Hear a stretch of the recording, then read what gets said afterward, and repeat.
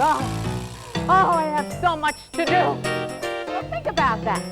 Think about that rationally instead of irrationally. What does that exactly mean? Change some of the rules and live moment to moment whenever you can.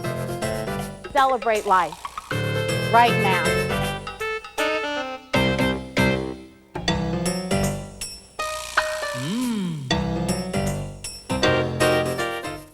Funding for the Joy of Stress is provided by Tufts Health Plans with our 9,000 doctors and 56 hospitals, encouraging stress management education for the promotion of healthier living, and by viewers like you.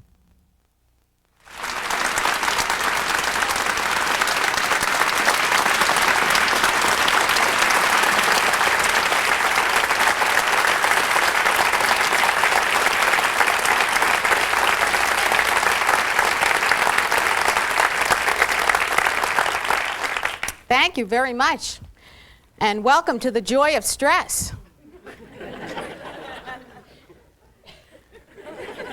Some of you are probably thinking, the joy of stress? What's so joyful about standing next to somebody in a supermarket line who's got 100 coupons so they can get 20 cents off a loaf of bread?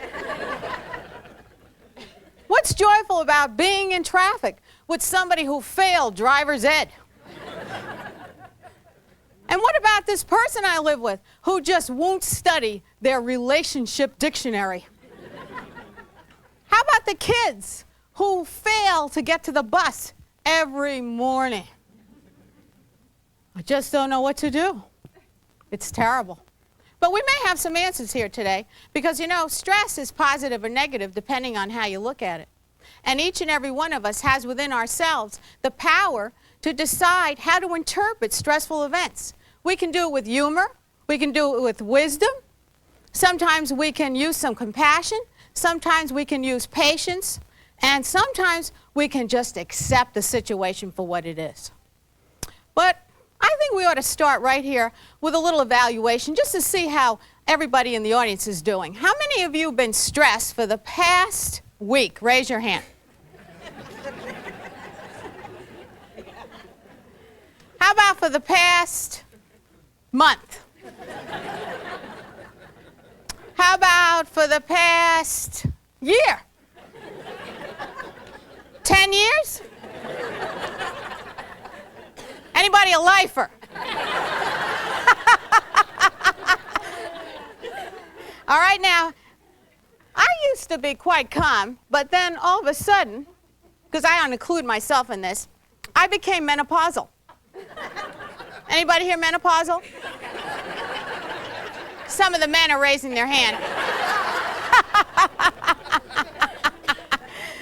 But I discovered a little humor in menopause when I found a T-shirt that said, "I'm out of estrogen and I have a gun."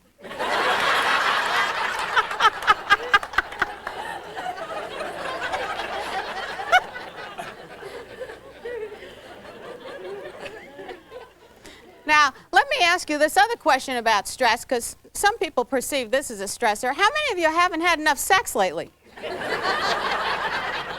Couple of people in the room, huh?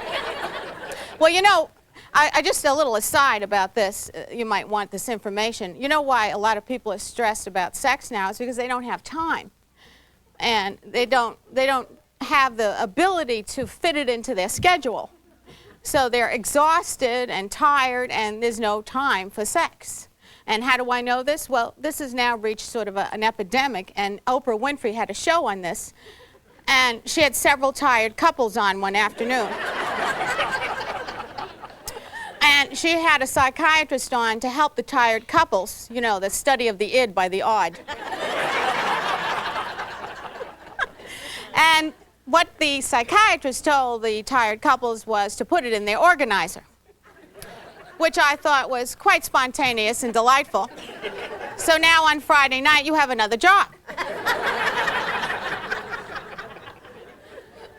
Now, I can think of a better method, and I happen to have one myself, but what I like to do is I just tell my husband to start without me. I tell him when it sounds good, I'll be in.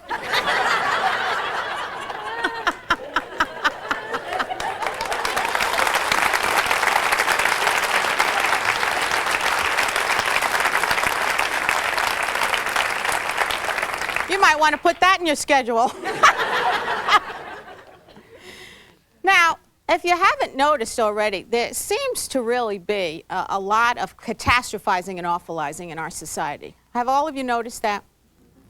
Every day people are just going around, isn't it awful? Oh, it's just so bad. I don't know what to do. It's just terrible. In fact, I go into a lot of corporate places, and the first thing that I hear from some of the employees is, it's bad here. It's so bad here, you have no idea. And of course, they're not content with it being bad just then.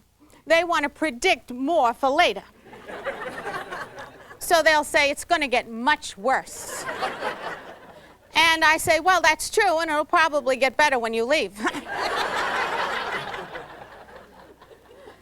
And unfortunately, a lot of us are doing that on a daily basis. 75% of daily conversation is negative. 75%. That's why my mission in life is truly to stop global whining. I think we should all stop global whining, don't you?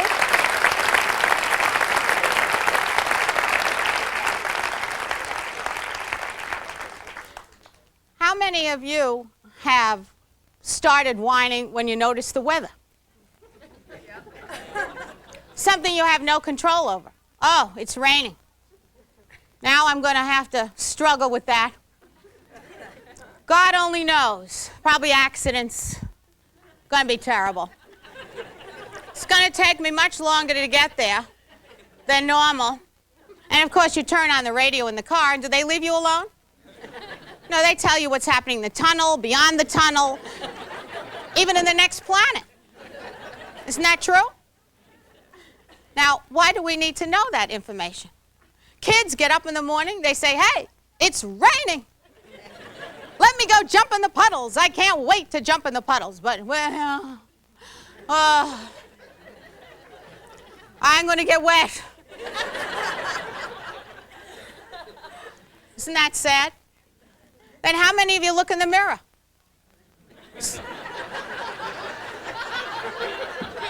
Start in on yourself like, how did this happen?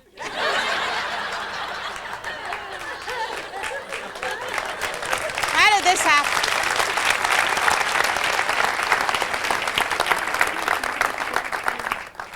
I can't believe it. I got heavy. I don't know how I got heavy. It just happened. I used to own a fitness center, and I taught aerobics, can you tell? And anytime I asked people how they got heavy, they'd say, well, I went to a wedding. I said, you got like this at one wedding? And of course, there's all the people who are bloated. Do you know how many people are bloated? It's like a nation of walking waterbeds.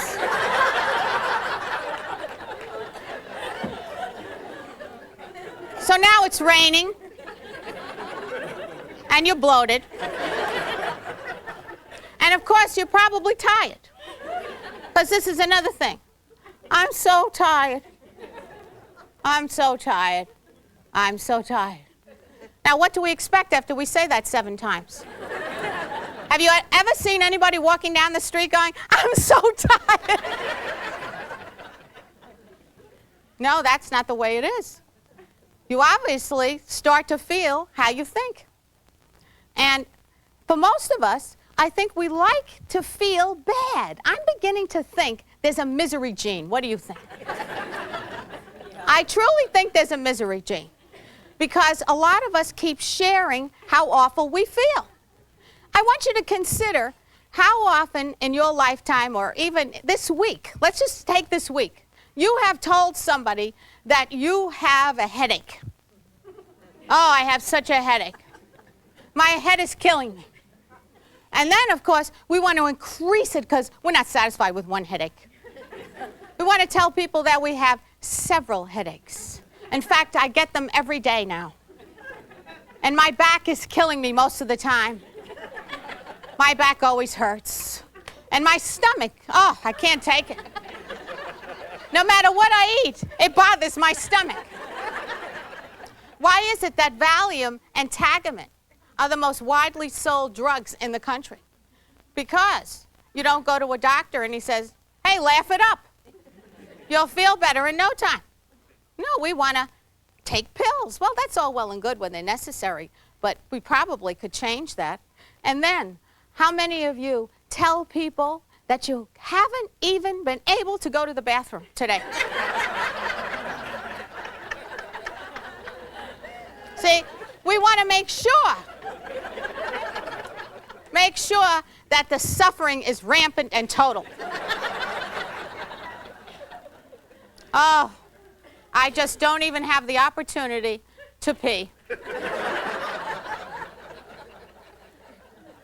Now tell me, why is it we don't go up to somebody and say, you know, I peed profusely today. I am totally empty. I am so light I could float. Because we like to be martyrs. How many of you have noticed the amount of martyrdom that goes on now? Martyrs all over the place. Oh. I can't have any fun today. I haven't had fun in so long. But I can have fun today because I'm not done. Maybe when I'm done, I'll have fun, but not right now.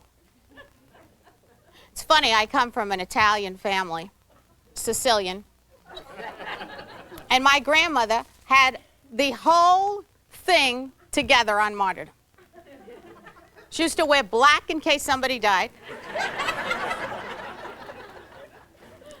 She used to wear a hair shirt during the war because the boys were overseas. And she had huge cannonball rosary beads, which she fingered constantly. And she would always say, oh, I suffer so much. When the boys come home, then I laugh. Very strange phenomena. Because they used to write and say, we're laughing. My grandfather, on the other hand, was an optimist. He loved to laugh. He would laugh anytime he could. And you know, it's not as if he didn't have something to suffer over. He only had one arm. But he thought he had two.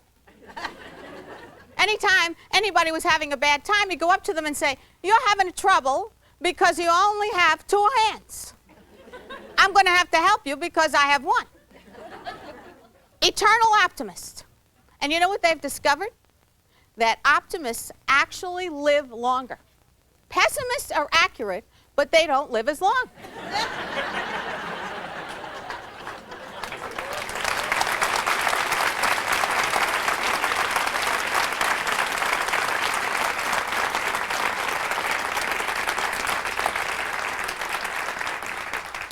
Now, I think it would be a great idea to become a martyr and use it as a tool for humor. If you want to be a martyr, get yourself a martyr kit. Get a piece of Velcro, put a piece around your wrist, another around your head, snap it together.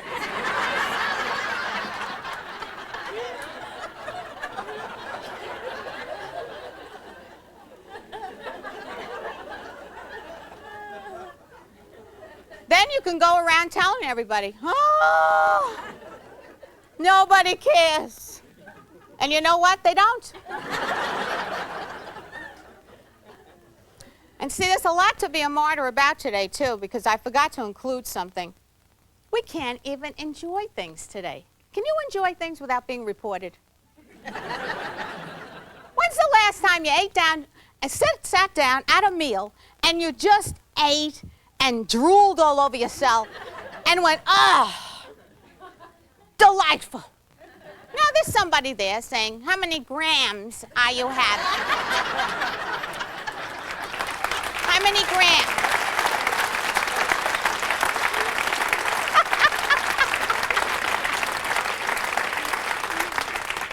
What's your cholesterol count? What's your HDL, LDL, and every LDL?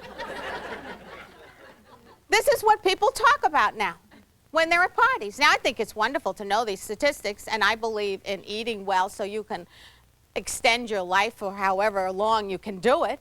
But imagine eating low fat and being mad about it. So there you are. I'm having my low fat. I'm going to live a very long time, as miserable as possible. You know, Dr. David Sobel wrote a wonderful book that I recommend to everybody. It's called Healthy Pleasures. And in it, he says, eat every once in a while, eat because it's a joy. And we're missing that, aren't we?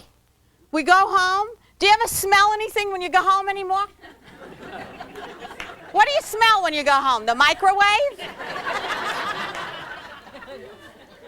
No, you don't sit down and enjoy your food and discuss it. When I was growing up, we ate and then we discussed what we were going to eat when we finished. In other words, where were we going to go to buy the meal for tonight? You didn't walk in the house and pop something in and it went beep. That's what we really need to do. We need to go back to enjoying things because today everything's about deprivation and suffering, isn't it? Let's suffer, suffer, suffer. And you know you are going to suffer. Why practice?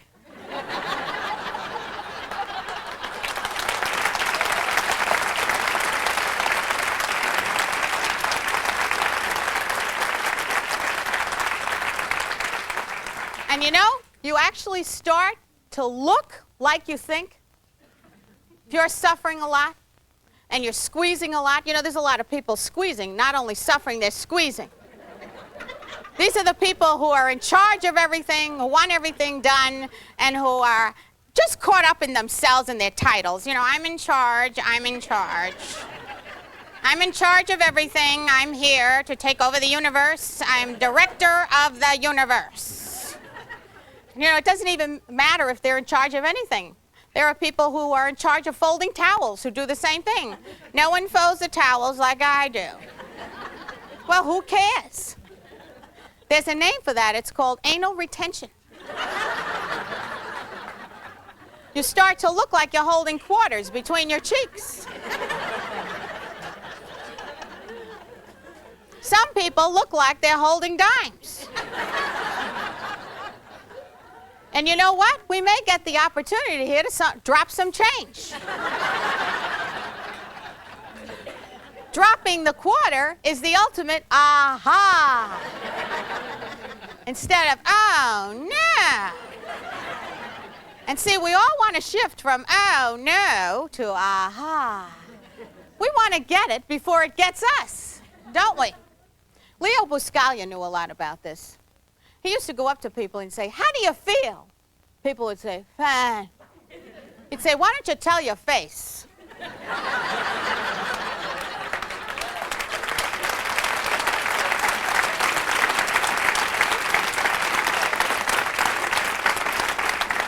And you know what's interesting?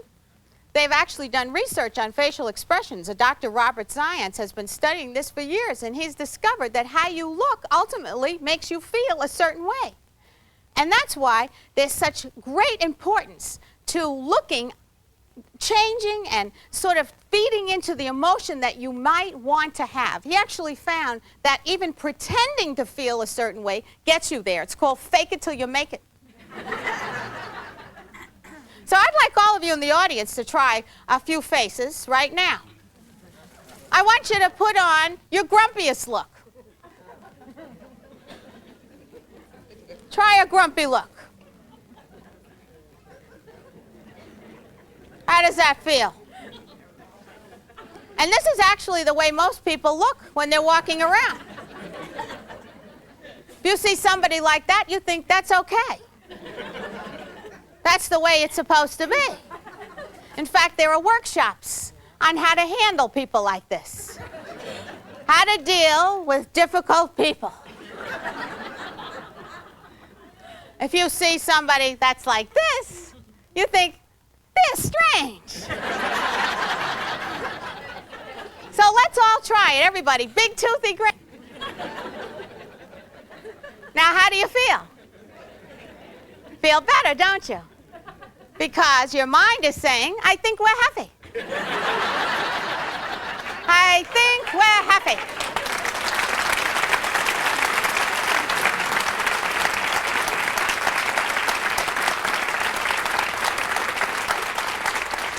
So, what I think we ought to do is get into a little bit of a laughter before we go on to the next phase of this. And we need to practice, you know, because children really laugh just throughout their whole body, don't they?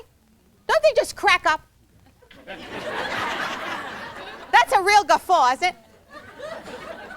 And you know, most adults don't get it. According to research, by the time you're an adult, you're lucky if you're cranking out 15 laughs a day. That's from 400 when you're 4 to 15 when you're an adult. And have you ever heard the laughs? Ah-ha. Ah-ha. Ah-ha. That's because you can't squeeze and laugh at the same time.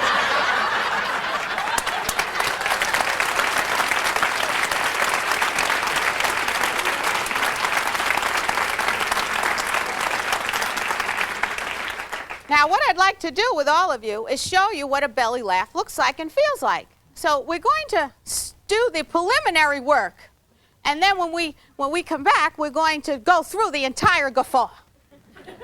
So are you ready for this? All right. Big toothy grin. Now, this is very important. And I would suggest you start this as soon as you wake up. You open your eyes, you look around, and you say, I'm back. Somebody says, who cares? You go next door and you try it there.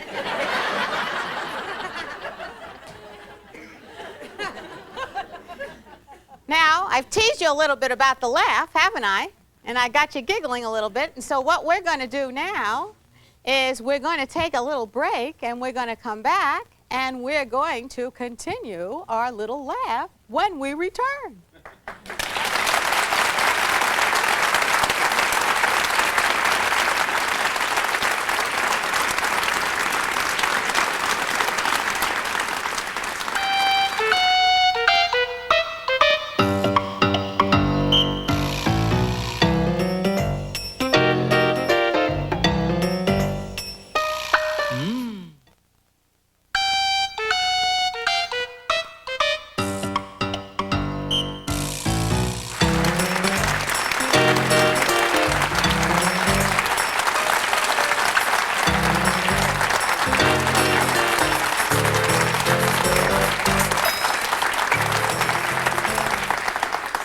Well, we're back for more laughter.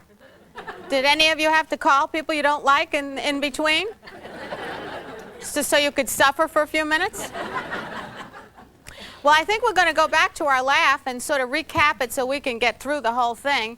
And this is very important, the laugh and the guffaw, because this can really build up your immune system and help you throughout life. You actually can stack up, sort of have residual benefits.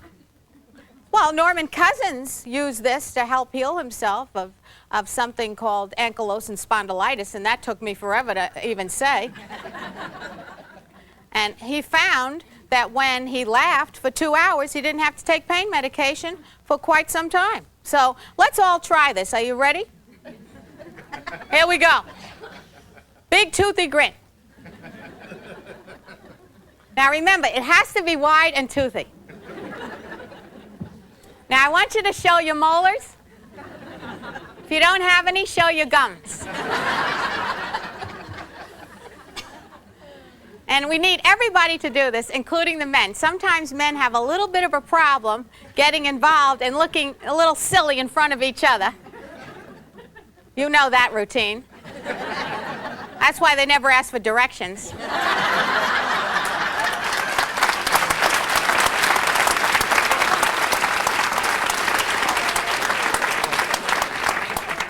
You've been with a man when you've been lost, haven't you?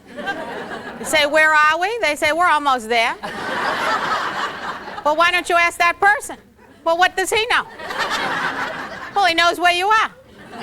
That's why Moses was in the desert for 40 years. If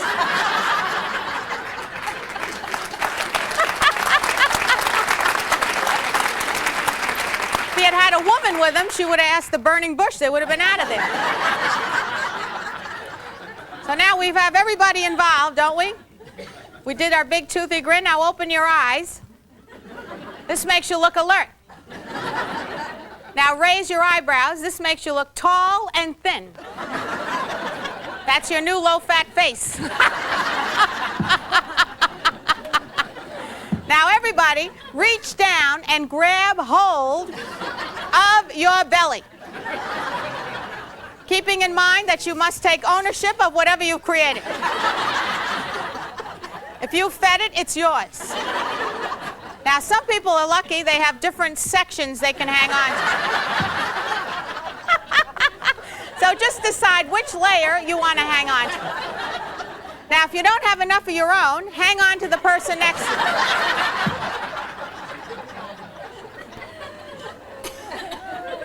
Now, the next part is very easy. I want you to look at somebody's face so that you can experience joy yourself by looking at somebody else. So look at somebody's face, hang on to your belly, and on the count of 3, we're all going to go, and we're going to try to laugh for 30 seconds.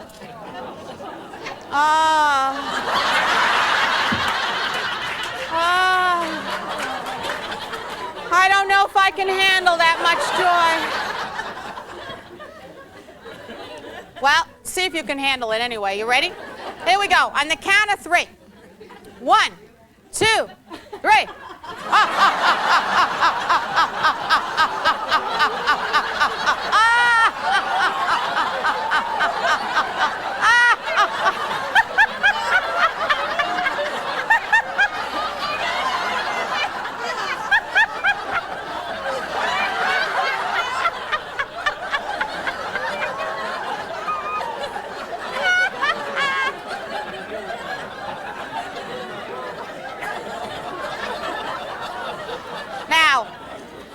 Doesn't that feel excellent? Of course it does.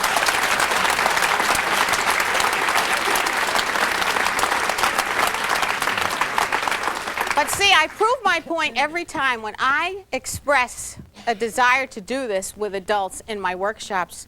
The first response is, If I had been saying this to a group of 3 or 4-year-olds, and I said, we're going to laugh for 30 seconds. You know what would happen?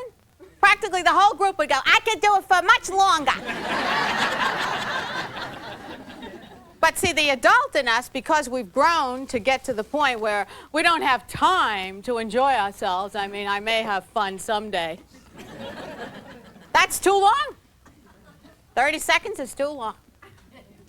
You ever had a kid stop at your house, 3 or 4 years old, knock on the door, say, can I come in? I'm exhausted from playing. Maybe I can clean your toilet or something.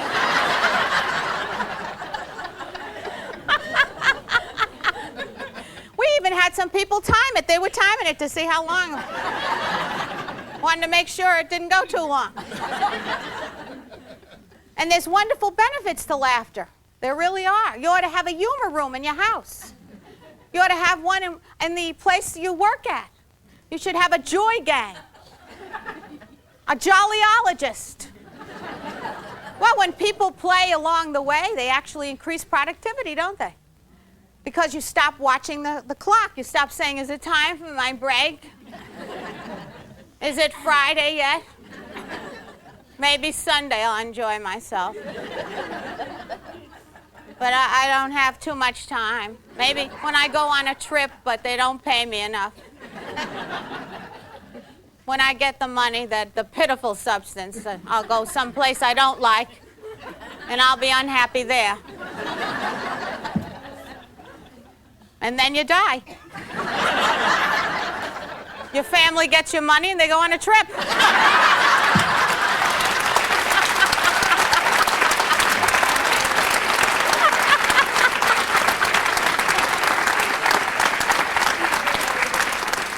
Don't wait. Laugh every day. It's very important. Learn from children. Children laugh just about any time they feel like it because they're in the moment, don't they? And they try to get what they need when they can too, don't they? They're like woodpeckers. Anytime any one of my grandchildren comes to visit and they want something, they never stop. I want a cookie. I want a lollipop. Wait a minute. I want a cookie. I want a lollipop. Wait a minute. I want a cookie. I want a cookie. I want a cookie. I want a cookie. Woodpecker drills. And they do things very spontaneously. Unfortunately, I don't have all of my grandchildren nearby, but I have one that periodically I get to see, and she's a hoot. I go over there for treatment periodically. I went over there recently, and she was standing stark naked in the living room, in high heels. And she was applauding herself. When's the last time you did that?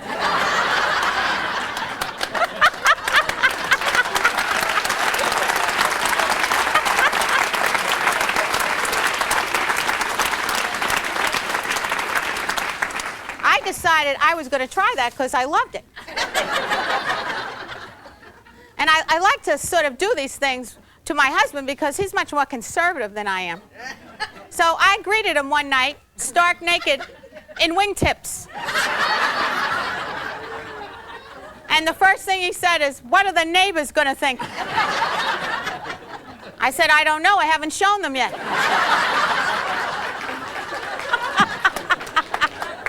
But see, that's a typical response why a lot of us don't do a lot of things, even laugh. I mean, when you're doing that, a little exercise, how many of you feel foolish or you start to think, is anybody watching? I wonder if anybody's watching. I wonder if they are watching. Well, you know, they are everywhere, don't you? I saw them in a van coming up here in the expressway. See, it's very easy to get tuned into they because you start learning this principle when you're a little kid. Little kids are here and there. They move around a lot, don't they? They never stop moving.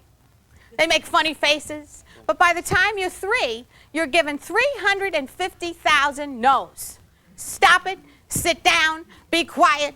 Who do you think you are? Just who do you think you are? Do any of you remember the fact that you couldn't use the good scissors? Please don't use my good scissors. Well, what does that mean? What pair should I use? I guess I should use the pair that don't cut.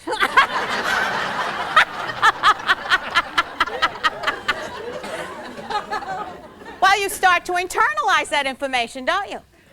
You start to put yourself on the back burner. You start to wait. Maybe there's a right time to do these things. So you start saving stuff. Start waiting for a special occasion. I remember as a kid I had a pair of underpants my mother didn't let me wear because they were too good. I still have them.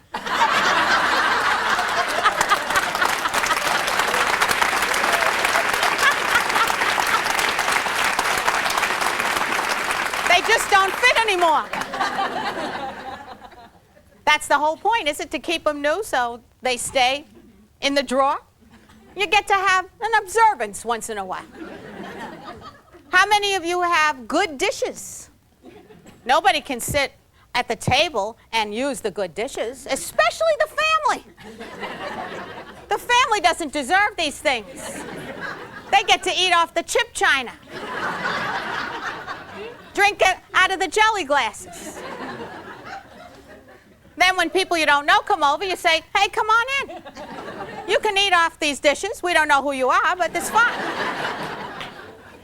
How about the good room? How many of you tell your family, "Please, don't go in that room. I just cleaned it." No problem. We'll sit in a filthy room. Maybe we can go outside and look at through the window of the clean room. And then, most importantly, there's that real special occasion, death. Have you ever been to a funeral where people actually walk around saying, they look fabulous. They've never looked this good. Have you ever seen them look this good? That's because somebody finally went to their closet, got their good stuff, and put it on them.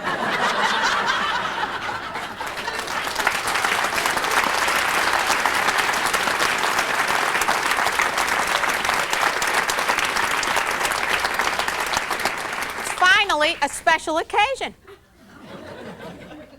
Think of the rules and regulations so many of us are invested in from this committee that's up there judging, telling you what to do, how to do it, when to do it. How many of you made sure that you organized your home before you left today? Just in case.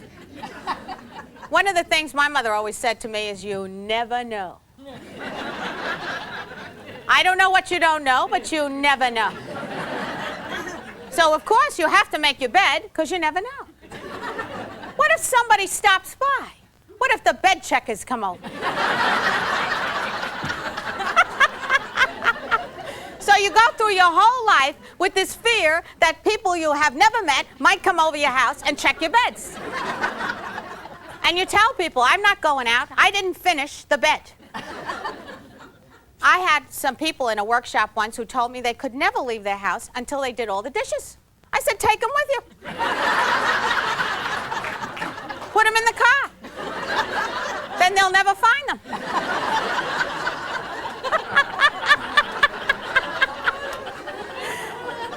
And think of the underwear. How many of you wear your underwear every day? Now, do you put it on, and as you put it on, you say, oh, joy, ecstasy. I can't wait to take a look at them periodically. No, we wear them because we could be in an accident. We don't want to be in an accident, right? Especially if we don't have clean underwear on. Nobody stops to think rationally about these things. The fear is so embedded. What if I am in an accident? Will my underwear stay clean for long?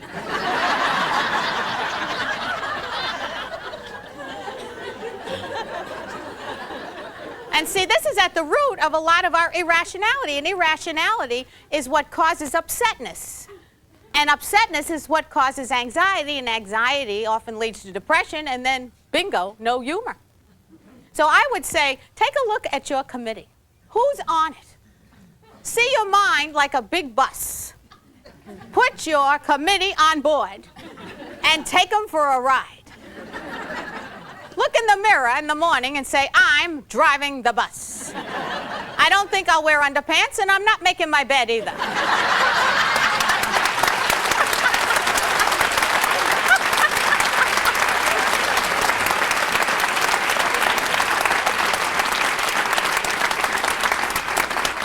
See, if you really look at life the way it's meant to be, you're the only one that can make you happy. No one else can. You're driving the bus, ultimately. Now, let me give you a few quirky ways to laugh at yourself, because everybody in this room's a joke. They just don't get it sometimes. We're all a walking sitcom, aren't we? And there's nothing funnier than the things that come out of your lips. How many of you have ever gone someplace and told somebody, I always get the slow line? Oh, always get the slow line. How many of you get the slow line? And of course, we want to tell people over and over so we can suffer before we go. Then when we get there and we get it, we're so excited because we were right. But we really don't have to get overly anxious about being in a slow line, especially if we exaggerate the context of what we tell ourselves what ordinarily disturbs us. Exaggerate the humor in it. The next time you go to the supermarket, look around. Say, my God, they're back. See, oftentimes irrationality is because we think we're the center of the universe. It's as if there's a plot that people are sent to wherever we are. So if they are wherever we are, enjoy them. Say, wow, it's so fascinating having you in the store with me again. I use this principle sometimes with people when they're catastrophizing and awfulizing, especially in supermarkets, because it's very funny. I had this woman next to me. She was beating a loaf of bread to death. She said, every time I come in here, it fills up with people. I said, isn't that odd? The same thing happens to me.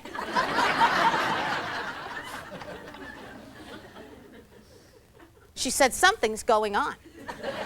I said, well, I noticed the manager. He goes in his office, and he's calling people up. And they're coming here to see you and I. She finally got it, and she went, ah.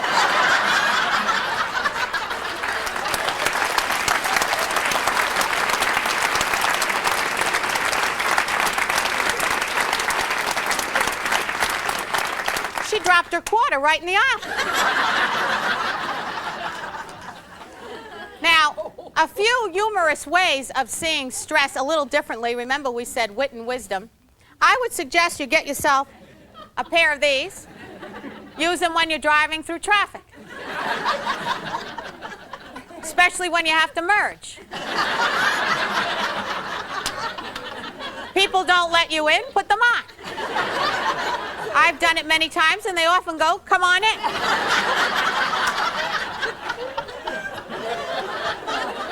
Use them when you're driving, when you're in the supermarket. Get your cart, beep, beep. You'll notice that the kids get it right away. They wave, and they say, hi, lady.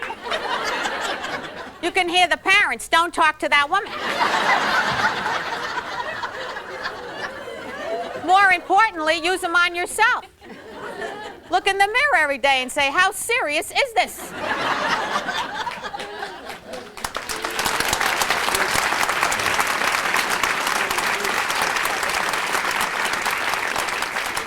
Get yourself some costumes. For those of you who are perfectionists and you want your house viewed by all people because of the things you've done, get yourself a cape. I have a little ta-da cape. Put this on, swoop around your house. Tell people, look at the oven. I just finished cleaning it.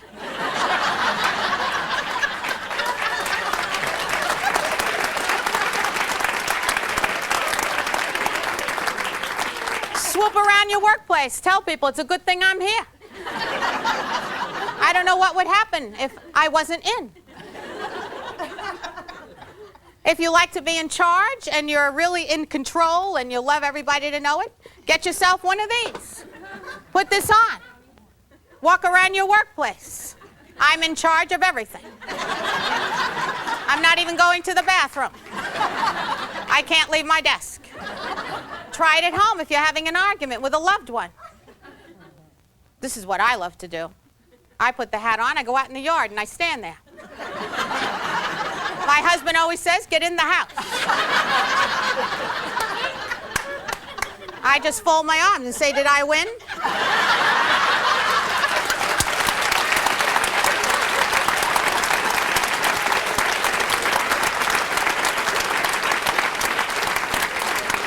He always says, come in. You won. Because he's got the neighbors on his committee. Try it when your kids are nagging you and they want you to take them places and you're sick and exhausted. Say, come on, I'll take you to the mall. Let's go. You may not be ready for that version. You may need a training version.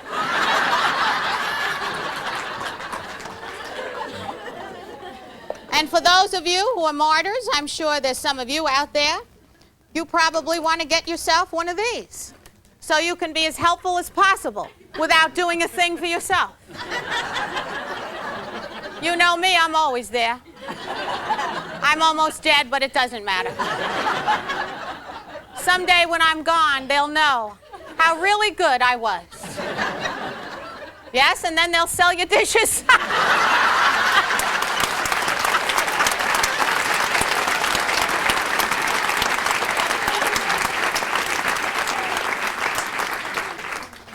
Now, of course, if none of this information has mattered to you one way or the other, and you want to insist on catastrophizing, awfulizing, whining, and moaning, then I would get a whip. Anytime you have the opportunity, self-flagellate. As soon as you start the day, God, it's awful. It's raining and I'm bloated. But for the most part, keep this in mind. Yesterday is history, tomorrow is a mystery, and today is a gift. That's why they call it the present. Thank you.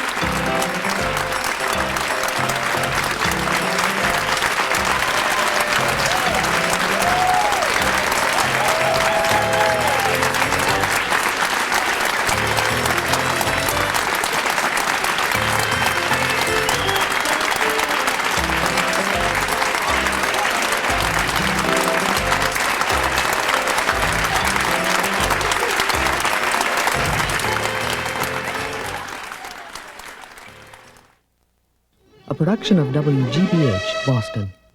In association with the Humor Potential. Funding for The Joy of Stress is provided by Tufts Health Plans with our 9,000 doctors and 56 hospitals, encouraging stress management education for the promotion of healthier living. And by viewers like you.